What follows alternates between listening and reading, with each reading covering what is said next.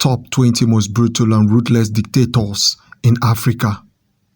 Coup d'etat, violence characterize leadership in Africa and dictatorship, and some scholars have argued that democracy is not an African ideology. Historically, leadership in Africa was based on conquest and monarchy, and then colonialism. Following colonialism, dictatorship continued in many parts of Africa. Top 20 dictators in Africa.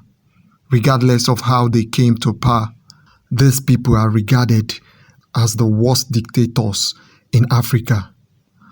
The regime of most of these African dictators was marked by horror, terror, chaos, and bloodshed.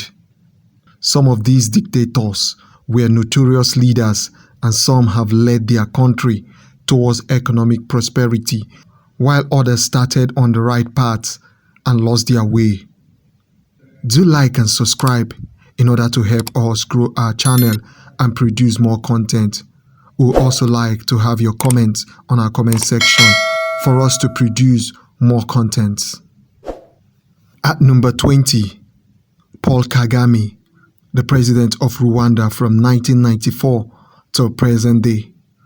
Paul Kagame became the president of Rwanda in the year 2000. He rose to power through his guerrilla movement that ended the 1994 Rwanda genocide. Years in power, 30 years plus. Let's look at the highs of Kagame. Kagame has led the Rwanda towards the path of economic prosperity.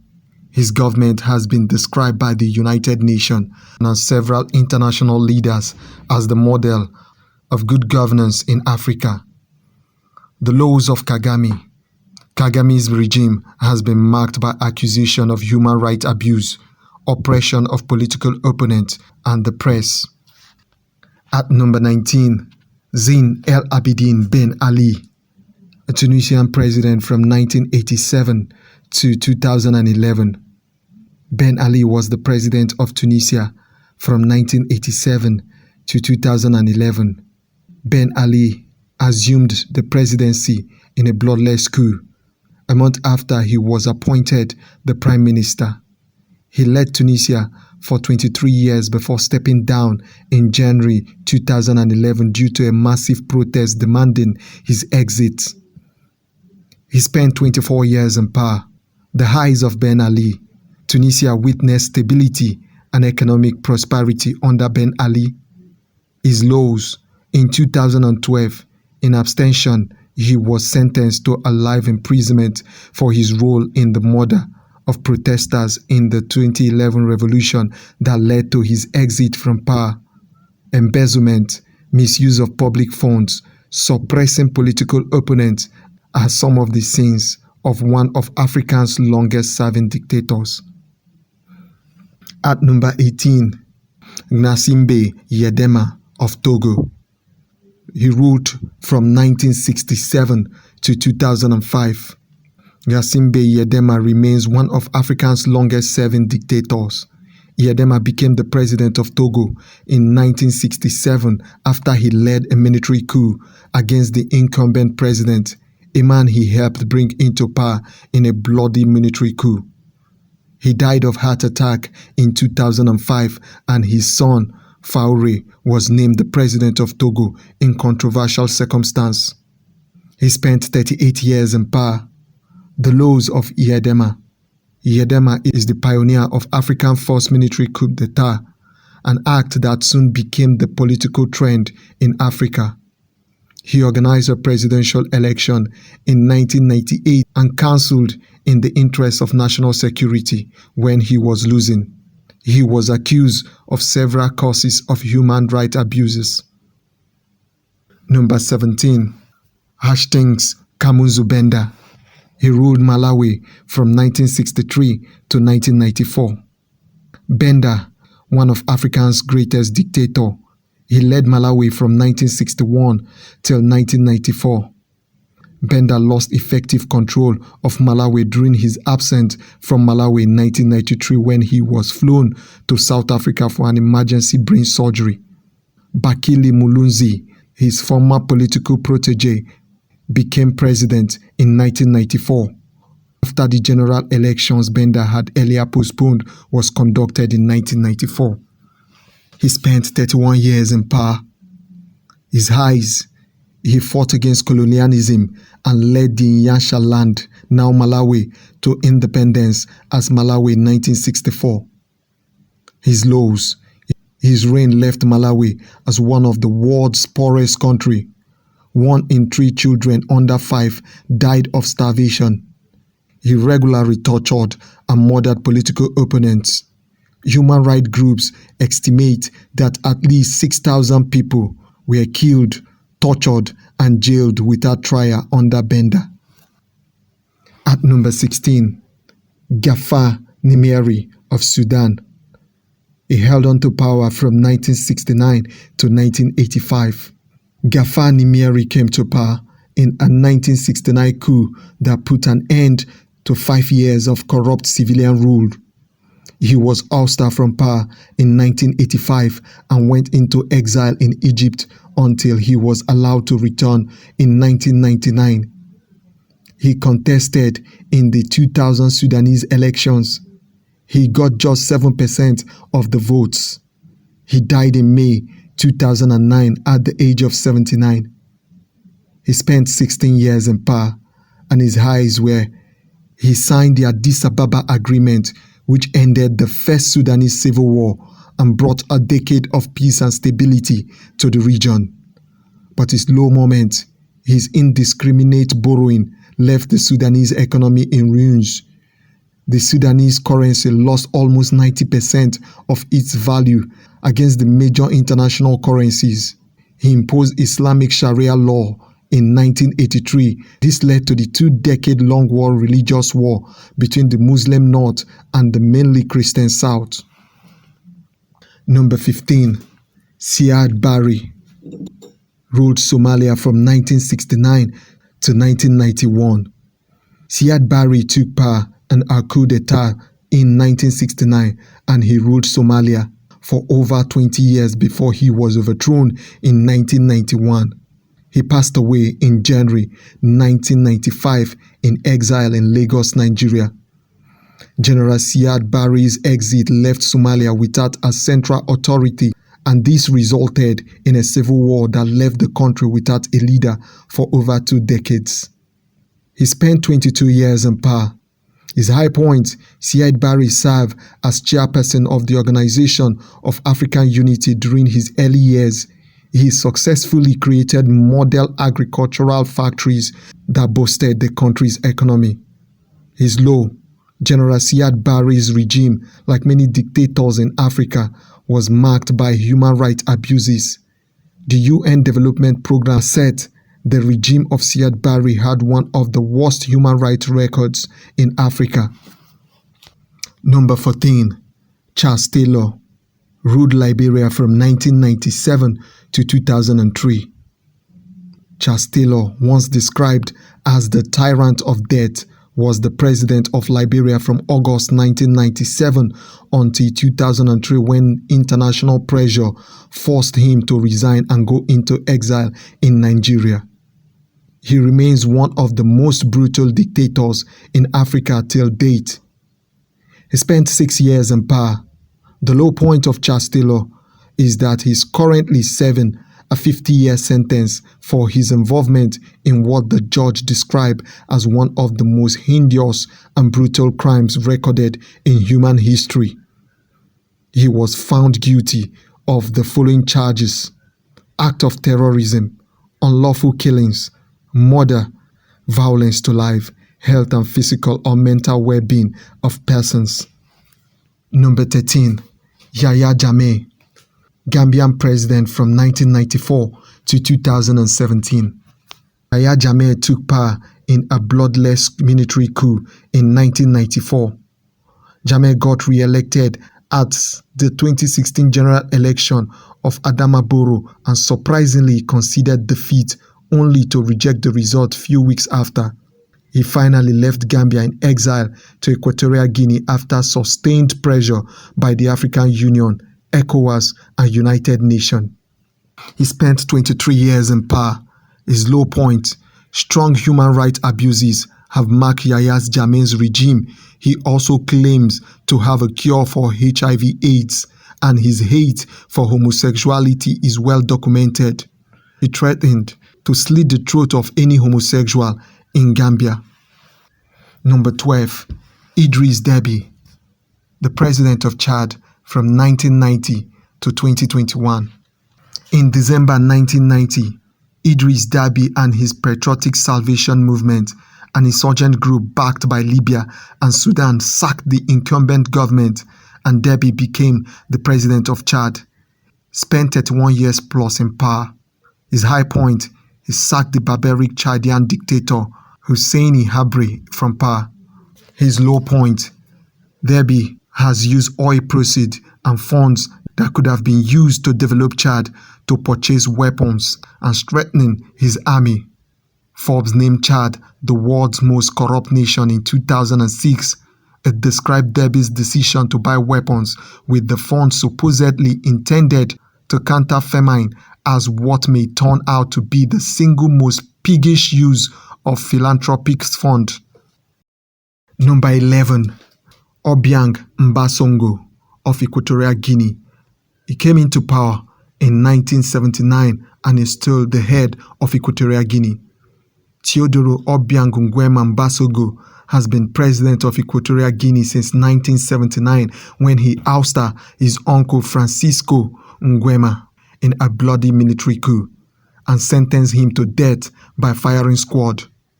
President Obiang is one of the oldest and longest-serving dictators in Africa. He has been in power for over 46 years. His high point: Equatorial Guinea has emerged as a significant oil producer under Obiang. He also served as the chairperson of the African Union from 31st January 2011 to 29 January 2012. His low point: state-operated radio declared President Obiang the country's god with all power over men and things, and thereby he can decide to kill without anyone calling him to account and without going to hell. Unlawful killings, government-sanctioned kidnappings, torture of prisoners by security forces, and even accusation of cannibalism has trailed President Obiang's regime. Forbes estimated his wealth to be around $600 million. He has used an oil boom to enrich his family at the expense of the citizens of Equatorial Guinea. At number 10, Paul Biya, the president of Cameroon, who has been in power since 1982 till present. Paul Biya has been the president of Cameroon since 6 November 1982. He consolidated power in a 1983 to 1984 power struggle with his predecessor, and he remains a powerhouse in Africa and the president of Cameroon till date. He has spent over 42 years in power. His high point: Cameroon has enjoyed peace and stability for the past 30 years. Paul Biya regime has also overseen one of the longest diplomatic relations in Africa. His low point: Paul Biya has kept himself in power by organizing sham elections and paying international observers to certify them free of irregularities. The top African leader and dictator who has been accused of constant human rights abuse was ranked 19th in Paraday magazine top 20 list of the world's worst dictators.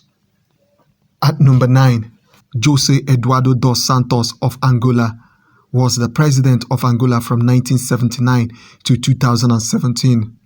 José Eduardo dos Santos, the father of Africa's richest woman, Isabel dos Santos, is Africa's second longest-serving head of state behind Equatorial Guinea's Teodoro Obiang Nguema Mbasongo. He has been in power since 1979, and in 2017, he announced that he would finally step down and end his dictatorship over Angola. He has spent 38 years plus in power. His high point: the Angola economy has grown to become the third largest economy in sub-Saharan Africa after South Africa and Nigeria. His low point: strong allegation of corruption, misuse, and diversion of public funds for personal gain, human rights abuse, and political oppression. 70% of the population of Angola lives on less than $2 a day, and yet the Dos Santos family have amassed a massive sum of personal wealth with Angola's oil proceeds. At number 8, Robert Mugabe, President of Zimbabwe from 1987 to November 2017. Robert Gabriel Mugabe, ex-president of Zimbabwe and one of the oldest dictators in Africa, was in power from 1980 when he was Prime Minister of Zimbabwe. He consolidated his power to become president on 31st December 1987 after 30 years in power, following what seems like a coup, smelled like a coup but was officially not a coup. He resigned from office. His high point, Zimbabwe boasts of one of the most impressive educational systems in Africa. His lows, the United Nations estimates unemployment in Zimbabwe to be as high as 80%. The economy of Zimbabwe is in ruins, and life expectancy for both male and female is as little above 50 years. Massive hyperinflation has made the local currency of Zimbabwe worthless. The exchange rate of Zimbabwe dollar is 35 quadrillion to $1. The local currency has been retired and replaced with the US dollar and South African rands, and this has led to the near collapse of the manufacturing industry in Zimbabwe. Number 7, Francisco Macia Nguema, Equatorial Guinea from 1968 till 1979. Francisco Nguema was the first president of Equatorial Guinea. He ruled Equatorial Guinea before his nephew in 1979 overthrew him and sentenced him to death by firing squad for genocide and other crimes he committed. He was brutal and apparently deranged, and he is one of the worst dictators in modern African history. He was in power for 11 years. His low point: during his regime, he granted himself all direct powers of government and institution. He ordered the death of entire families and villages. He executed members of his family. 1/3 of the population fled the country. He ordered every boat in the nation sold or destroyed and banned all citizens from the shoreline to prevent more people from escaping his terror. Number 6, Hassani Habré, President of Chad from 1982 to 1990. Hassani Habré seized power in 1982 from Guakani Wendie, who had just been elected president. He lost power to his former military commander officer, Idriss Déby, in December 1990. Habré fled to Senegal when Déby's Libya-backed insurgent marched into the capital in Jammeh in May 2016. He was convicted of crimes against humanity. He spent 8 years in power. His low point: Habré's government carried out a frightening 40,000 political motivated murders, and there are documented cases of at least 200,000 tortures in Habré's brutal 8-year rule in Niger. At number 5, Omar Al-Bashir of Sudan was in charge of that country from 1989 to 2019. Omar Al-Bashir has been the leader of Sudan since 1989 when he took power in a military coup.